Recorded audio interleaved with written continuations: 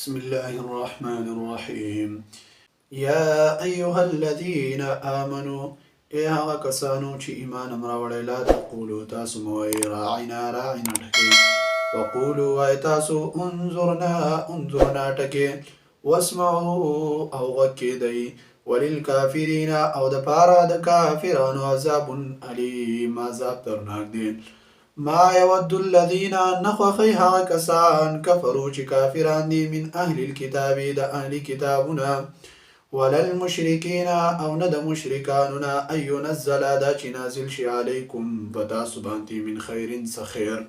من ربكم طرف هذا رفستاسنا والله الله تعالى يختص خاص كي برحمته برحمة خبل سلام من يشاء وچاتا چي اغالي والله الله تعالى ذو الفضل العظيم خاوند فضل لوی دی ما ننسخ هغه چې منسوخ کړي دي من آیات د یو آیاتنا او ننسها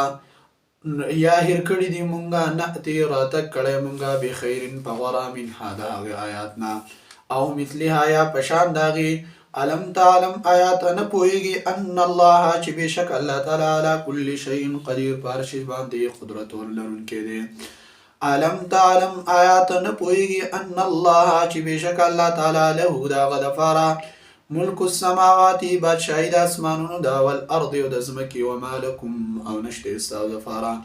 من دون اللہ بغیر دیا اللہ تعالی نامی ولی صدوس ولا نصیر او نسوک مندگار ان تريدون آیاتاسو اراده لرئی ان تسألو دا چی تاسو استپوسنو وکی سوال وکی رسولکم د پیغمبر خپلنا کما سئلا لك سرنګا چې تپوسونه کول موسی د موسی علیه السلام نه من قبل مخکې دینا ومن يتبدل الكفر او چا چې بدل کو کفر لرا بالایمان په بدل ایمان کې فقد ضلوا یقینا دا گمراه سواء السبيل دلاري برابرنا ودا خوخي كثير ډیر خلق من اهل الكتاب دا اهل کتابونه لو يردونكم کچرتا واپس کی تاسو لرا من بعد ایمانکم رستا د ایمانون استاسنا کفارن کفرتا حسدا د وجد حسدنا من عند انفسهم طرف د نفسون خپلنا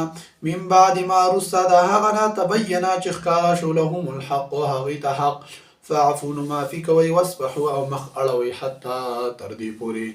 یأتی الله چراتک وکی اللہ تعالی بأمره فحکم خپل سرا ان الله بشک الله تعالی على كل شيء قدير بهر څه باندې قدرت لرونکی دی واقيموا الصلاه او قائم کای منزل را او اتوا الزکات او ورکای زکات وما تقدموا او هغه چې تاسو وړاندې والے کړل انفسکم د فارا د ځانونو خپلو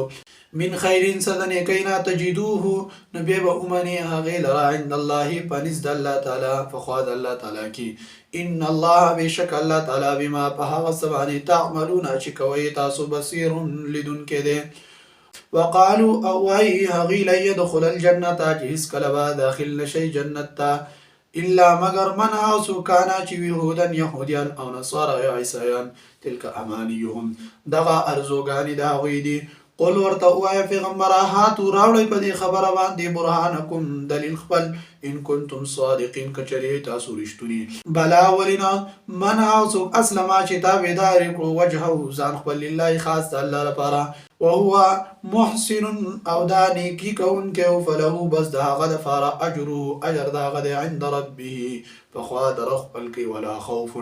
او نبا سویر عليهم باغي باندې ولا هم يحزنون او نبا غي غم جنوي